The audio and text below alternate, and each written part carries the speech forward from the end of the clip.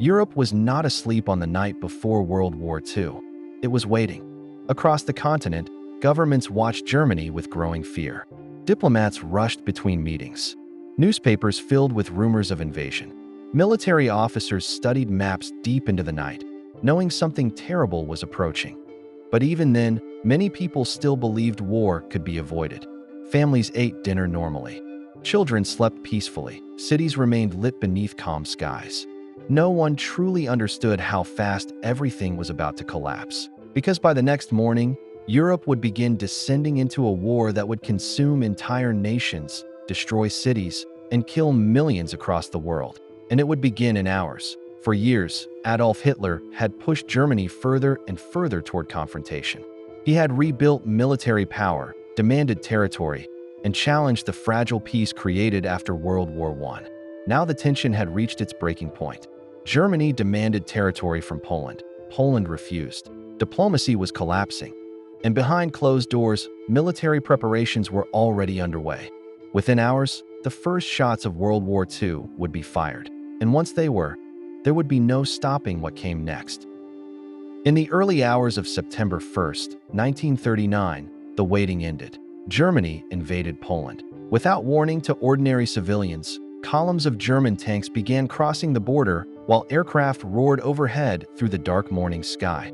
The attack was sudden, fast, coordinated. This was not the slow warfare Europe remembered from World War I. This was something new. German forces moved with a speed designed to overwhelm before organized resistance could even form. Tanks pushed forward rapidly while aircraft bombed roads, railways, communication lines, and military positions ahead of the advancing army. The strategy would become known as Blitzkrieg, lightning war, and for Poland, the shock was immediate. Explosions struck cities before many people even understood what was happening. Sirens echoed across towns as civilians fled in confusion. Smoke began rising into the sky while military commanders struggled to respond to attacks unfolding faster than expected. The invasion was not simply about crossing borders. It was psychological. Germany wanted chaos. It wanted panic. It wanted Poland disoriented before it could properly defend itself. At the same time, German propaganda attempted to justify the invasion by claiming Poland had threatened Germany first. A staged border incident was used as an excuse for war, creating the illusion that Germany was acting in defense rather than aggression. But the reality was clear. Europe was now witnessing the beginning of a new global conflict, and the speed of the invasion terrified observers across the continent. Because if Germany could move this fast against Poland, what would happen next? As the invasion intensified, Poland began falling into chaos. German forces advanced with terrifying speed, striking from multiple directions at once.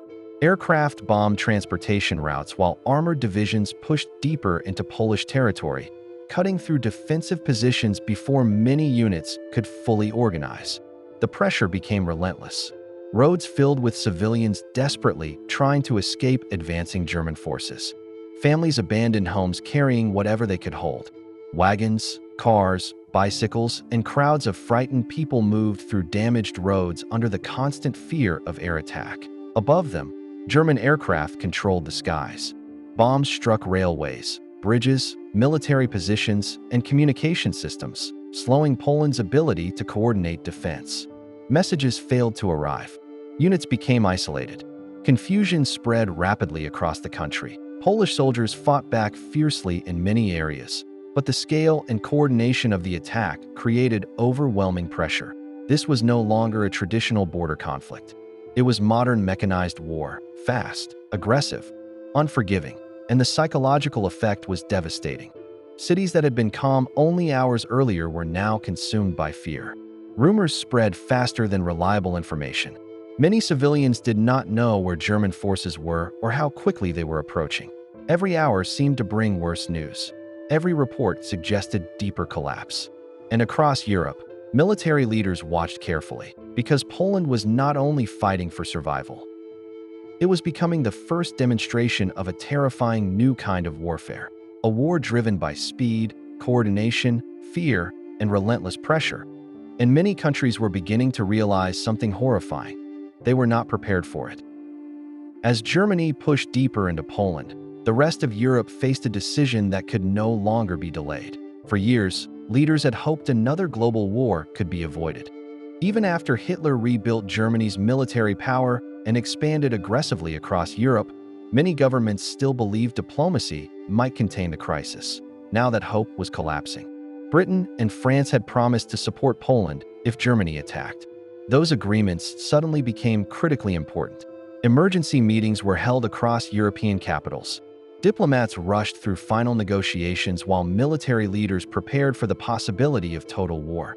But beneath the political discussions was something deeper: fear. Because the memory of World War I still haunted Europe. Millions had died in the trenches. Entire regions had been devastated.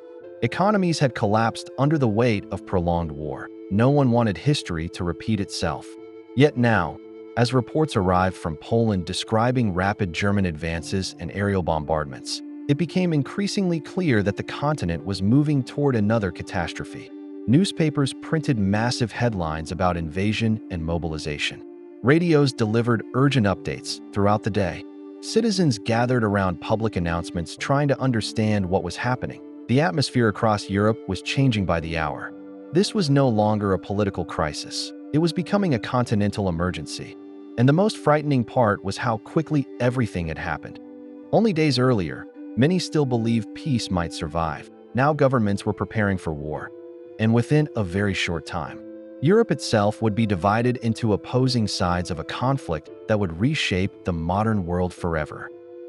As news of the invasion spread, military leaders across Europe began realizing they were witnessing something entirely different from the warfare of the past. Germany's attack on Poland was not slow, methodical, or defensive. It was explosive. Fast-moving tank divisions pushed forward continuously, while aircraft attacked targets ahead of advancing troops. Infantry units followed rapidly behind, exploiting confusion before defenders could reorganize. Everything was coordinated. Everything moved together. The purpose was not simply to defeat the enemy. It was to break them psychologically before they could recover. This new form of warfare became known as Blitzkrieg, or lightning war, and its speed shocked the world. In previous wars, battles often dragged on for months with long defensive lines and slow movement. But now entire regions could collapse within days through concentrated attacks and relentless momentum. For many countries, this was terrifying. Military planners across Europe had prepared for another war like World War I, a slower conflict built around defense and attrition. Instead, Germany demonstrated a style of warfare built on speed, surprise, coordination, and fear. The psychological impact became enormous. If Poland could be overwhelmed this quickly, who would be next? Governments began questioning whether their own defenses were capable of surviving similar attacks. Military observers studied reports coming from Poland with growing alarm as German forces continued advancing deeper into the country. The invasion was becoming more than a regional conflict. It was a warning that modern war had changed, and many nations were dangerously unprepared for what was coming. Because Blitzkrieg did not just attack armies, it attacked reaction time itself. And once the momentum began, stopping it became incredibly difficult. As September 1st turned into September 2nd, pressure mounted rapidly across Europe. Britain and France now faced a decision that would define the future of the continent. Both nations had guaranteed Poland's independence. If they failed to respond to Germany's invasion, their promises would become meaningless, and Hitler's expansion might continue unchecked across Europe. Diplomatic efforts continued desperately for a short time. Messages were exchanged, warnings were delivered, ultimatums were prepared, but Germany did not stop its attack. German forces continued advancing into Poland while reports of destruction and civilian panic spread internationally. The possibility of avoiding war was disappearing by the hour. Then came the final decision. On September 3rd, 1939, Britain officially declared war on Germany. France followed shortly afterward.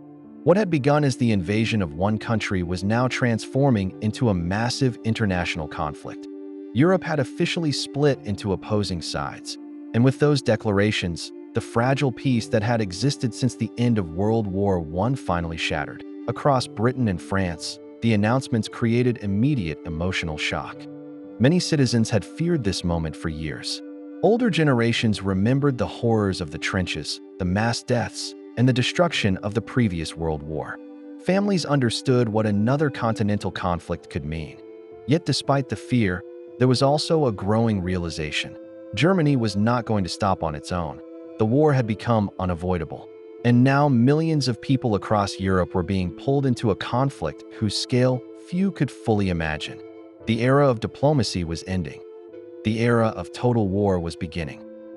In less than a few days, the world had changed completely. What began as rising political tension had exploded into the beginning of the deadliest conflict in modern history.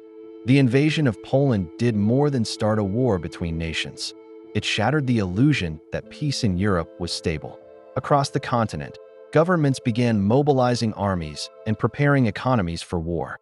Military industries accelerated production while civilians prepared for uncertainty, rationing, and the possibility of future attacks. Fear spread rapidly beyond Europe itself. Other nations watched carefully, understanding that the conflict might not remain limited to one region for long. And they were right. Because the foundations of global war had already been set into motion. The alliances formed after World War I were collapsing under pressure, while new military realities were emerging faster than many leaders could respond to them. But perhaps the most chilling part was this. Most people still did not understand how destructive the coming years would become. They could not yet imagine. Entire cities destroyed, nations occupied, genocides, global bombings, millions of civilian deaths. At that moment, many still hoped the conflict might somehow remain limited. But history was already moving in another direction. The first day of World War II was not simply the start of another European crisis. It was the beginning of a catastrophe that would consume much of the planet. Germany's invasion of Poland marked more than the beginning of a war. It marked the beginning of a new era of destruction. The speed and coordination of Blitzkrieg changed military thinking across the world almost instantly. Nations realized that modern warfare was evolving into something faster, more mechanized, and far more devastating than the conflicts of the past. And this was only the beginning. Soon the war would spread far beyond Poland. Western Europe would fall into conflict. Eastern Europe would become a battlefield of unimaginable brutality. North Africa, the Atlantic Ocean, and the Pacific would all be consumed by war. Entire civilizations would be transformed by the violence that began in those first hours of September 1939. Millions of soldiers would be sent into battle. Millions of civilians would be trapped in destruction they could not escape.